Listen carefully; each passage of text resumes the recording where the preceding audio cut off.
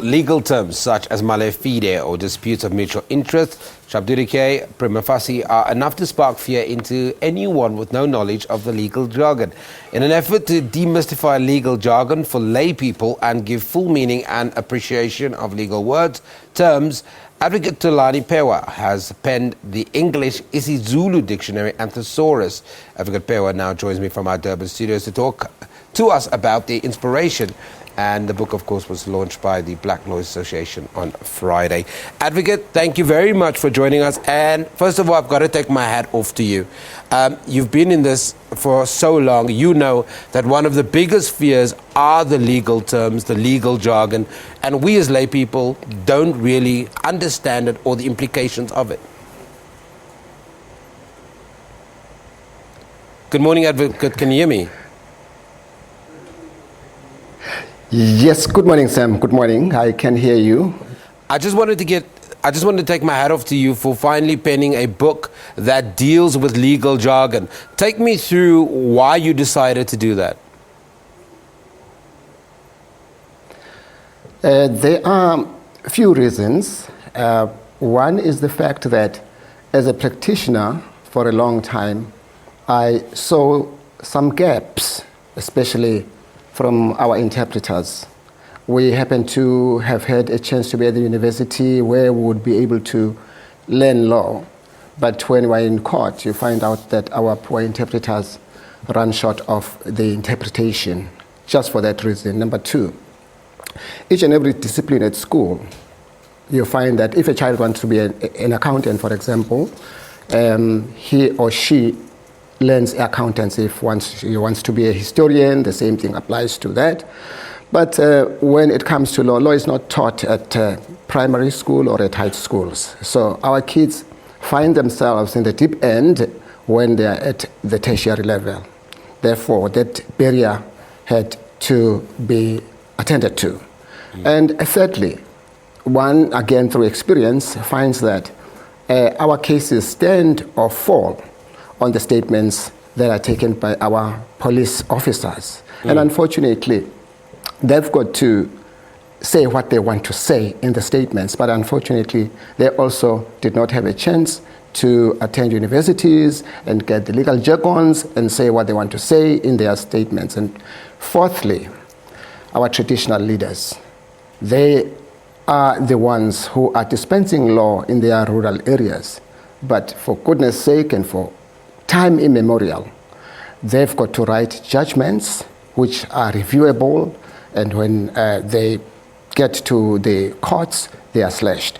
So those are four reasons, as I've said, which prompted me to come in and give my time into putting this thing together, just as a contribution to the nation.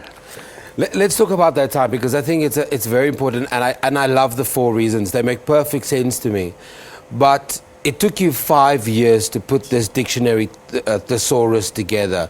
Were there just so many legal terms and jargon that you had to wade through, or what was the reason for that process? Because the law itself is quite complicated.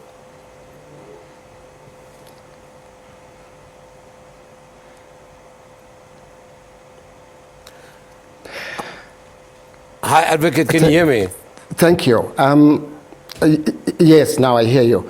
The reason for putting this thing together after such a long time and more is indeed the fact that what I wanted to do had to be factual.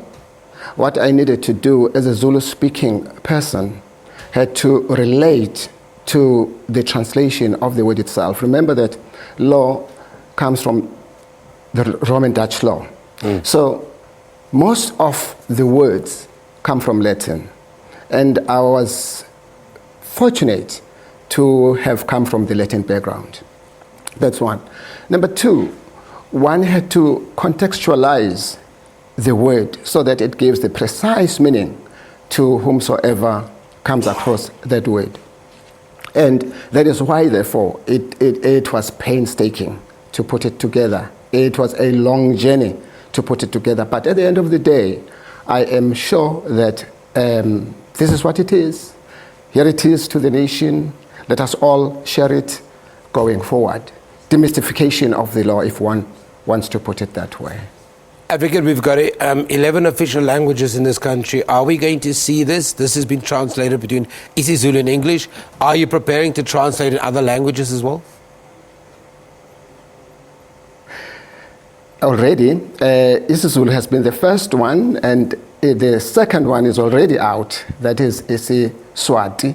IsiSwati has been translated thanks to Dr. Gloria Malambe from the University of Swaziland, because apart from the fact that one knows one's language, but this work has to be quality assured. Consequently, IsiSwati has already gone through the legal section of Swaziland University, and thanks to Dr. Gloria Malambe, and it has been quality assured. IsiXhosa, IsiBhunu, and IsiSotho are on the way. But again, thanks to Tami Kamanga of the Ellen Group, who hosted us, who hosted the Black Lawyers Association on Friday when this book was launched, because he is coming forward to assist me in fast-tracking the translation of the remaining official languages. So, Sam, in reality, by the end of the year, God willing, we shall have the full range of English to IsiZulu, IsiVenda, IsiTswana, IsiPedi, IsiNdebele, all in one package, indeed, as a contribution to the nation. Thank you, Advocate. We're going to leave it there. Unfortunately, we run out of time. There's so many other issues we could tackle on this. Advocate Thulani Phewa has penned the English IsiZulu Dictionary Thesaurus in an effort to demystify legal jargon for lay people and give full meaning and appreciation of legal words and terms. The book was launched in Durban on Friday. Google the details to find out more. We take an ad break. Don't go anywhere.